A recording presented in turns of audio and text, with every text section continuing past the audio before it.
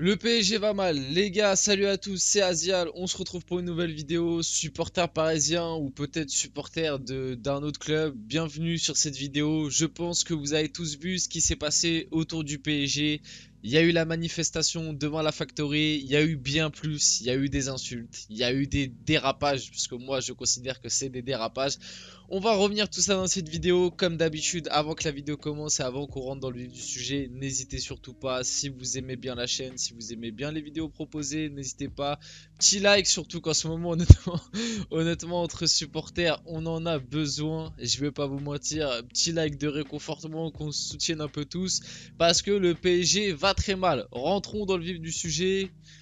Bon, qu'est-ce qui s'est passé hier ?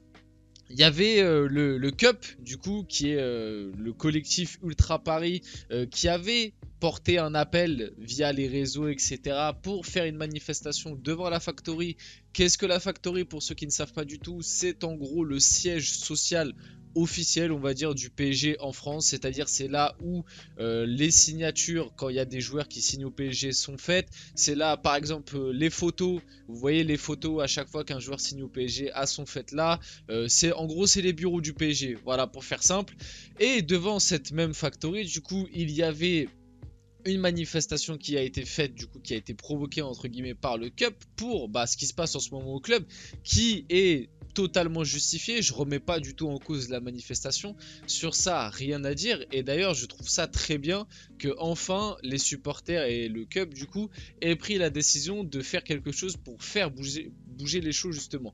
J'en parlais dans l'une de mes dernières vidéos, je disais que ce serait bien qu'il se passe quelque chose, peut-être une petite manif à faire, etc. Ça a été fait, donc j'en suis content. Voilà, je suis content. Donc comme on peut le voir là sur le tweet que je vous ai affiché, les supporters du PSG devant la Factory, Verratti et Neymar sont également ciblés, en plus des Messi. Voilà, je vais pas le dire, mais vous avez très bien compris. Et il n'y a pas que ça. Il y a aussi eu la démission du président Nasser et scandé, les Neymar Castois chantés devant la Factory par plusieurs supporters, et je crois que c'est tout. Pour ce qui s'est passé devant la Factory, du coup, il y a aussi Verratti qui a été ciblé, il y a aussi Galtier qui a un petit peu pris pour son grade, avec quelques insultes aussi. Bon, mon avis un petit peu déjà sur le cas, l'épisode, la manifestation devant la Factory. Moi, la manifestation devant la Factory, j'en suis content. J'en suis content parce que c'est bien le fait de manifester. En plus, à part les insultes, ça a été fait de manière positive et pacifique, c'est-à-dire qu'il n'y a pas eu de dégradation, en tout cas à mon humble savoir. Il n'y a pas eu de dégradation, il n'y a pas eu de violence, etc.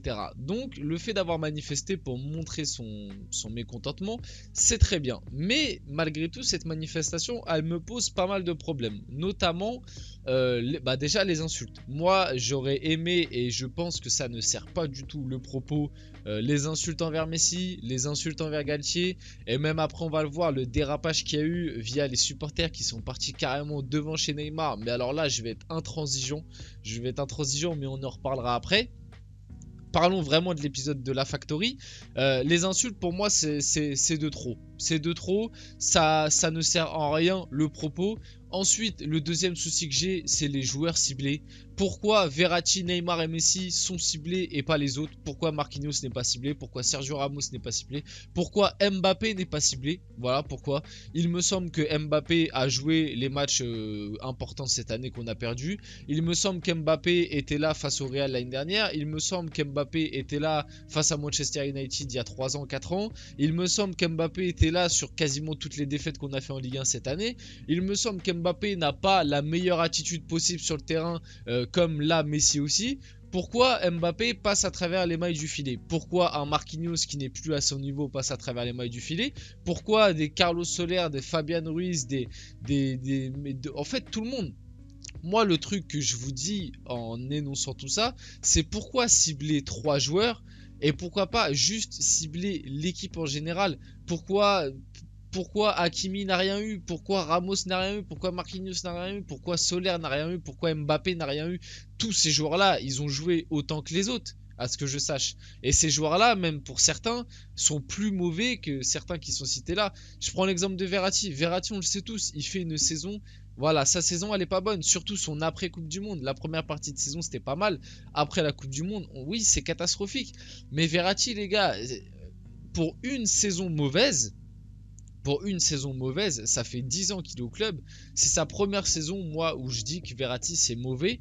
Et c'est pour ça qu'il doit se faire insulter, qu'on lui dit de dégager du club, etc. Mais moi, il n'y a pas de problème. Ok les gars, venez, on dégage Neymar, venez, on dégage Verratti. De toute façon, Messi va partir. Venez, on les dégage. Allez-y, on va jouer. Maintenant, on joue avec qui? Le milieu de terrain, on se plaint tous les week-ends que le milieu de terrain est catastrophique. Mis à part Verratti dans ce milieu de terrain, t'as personne. T'as personne. C'est ça que je veux vous faire comprendre. C'est que c'est bien beau de cibler des joueurs. Cibler Neymar, cibler Verratti, cibler Messi. Neymar qui est ciblé, encore une fois, on l'a bien vu. Neymar, ok, il est blessé. Ok, il y a des trucs à redire sur son hygiène de vie.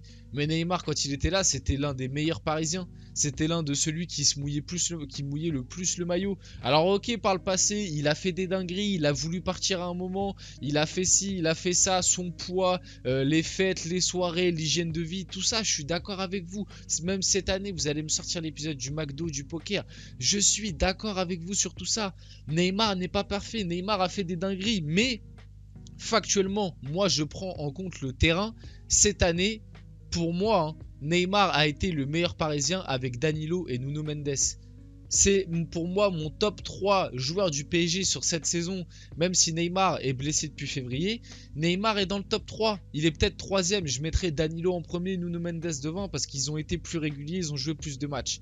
Mais Neymar est dans le top 3. Neymar fait une bien meilleure saison qu'Mbappé. Et ceux qui veulent pas voir ça, ceux qui ne comprennent pas ça, c'est que vous êtes juste fan d'Mbappé en fait. Vous n'êtes pas fan du PSG. C'est la réalité. Pour moi, Neymar a été bien meilleur qu'Mbappé, a été bien meilleur que Messi. Et je parle pas que de statistiques, je parle d'implication sur le terrain. Le fait même, un épisode un peu bateau, vous allez me dire, mais Neymar, après la défaite face au Bayern au Parc des Princes, c'est lui qui a emmené tout le monde à aller voir les supporters, et notamment Messi et certains autres sud-américains, enfin espagnols. C'est lui qui a dit, allez les gars, on y va. Même si je sais qu'au fond il s'en fout, les gars, je suis pas fou, ça fait longtemps que je supporte ce club, je sais très bien comment ça se passe. Je sais qu'au fond Neymar il s'en fout du PSG, mais ce que je veux dire c'est que l'attitude qu'il a eu sur le terrain cette année, c'est l'un des meilleurs Parisiens et même en termes de niveau de jeu. Voilà, Neymar a su faire les efforts quand il fallait, notamment défensifs qu'un Mbappé ou un Messi n'a pas fait, et dans les attitudes il a été bien meilleur. Donc voilà. Moi, juste pour vous dire que la manifestation devant la Factory, très bien, c'est très bien, rien à dire. Les insultes, je suis pas pour. Voilà, je pense que c'est un petit dérapage qui n'était pas forcément utile. Le fait qu'on demande que la direction soit changée, très bien aussi. Les Nasser, je vais les remettre. Voilà, les Nasser d'émission, ils méritent complètement leur place. Neymar casse-toi, même le Neymar casse-toi, moi j'ai aucun problème là-dessus que vous citiez Neymar casse-toi parce que certains estiment que voilà, Neymar n'a plus rien à faire au PSG. Le casse-toi, voilà, c'est pas une insulte. Ok, ça va très bien. Maintenant, il y a eu un dérapage. Et pour revenir sur la Factory aussi, moi je trouve pas ça normal que seulement 3 joueurs soient ciblés. Alors qu'au PSG, t'as quand même 20 mecs qui jouent sous le maillot du club. Mais bref, le Neymar casse-toi, devant la Factory, aucun problème. Maintenant, des supporters parisiens sont venus devant le domicile de Neymar pour demander son départ du PSG. Les gars, mais pour qui vous vous prenez, genre? Là, honnêtement, là, moi, ce genre de scénario, ça me rend fou. Les gars, ok, on est amoureux du PSG. Ok, le foot, ça a une place très importante pour nous, etc. Ok, certains ne sont pas d'accord avec Neymar, patati patata.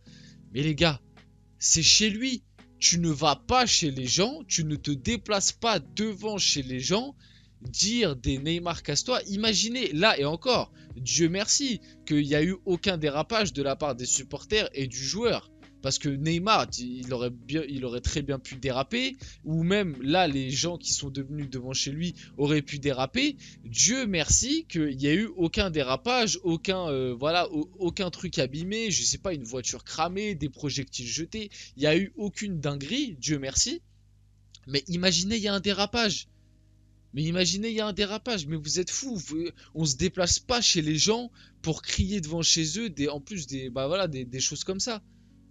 On se déplace pas chez les gens. Le foot, ça reste leur travail entre guillemets. Toi, demain, tu travailles dans une entreprise qui a pas des bons résultats. Voilà, je vais te donner un exemple vite fait. Tu travailles dans un magasin. À la fin de la journée, t'as pas fait le chiffre d'affaires du magasin.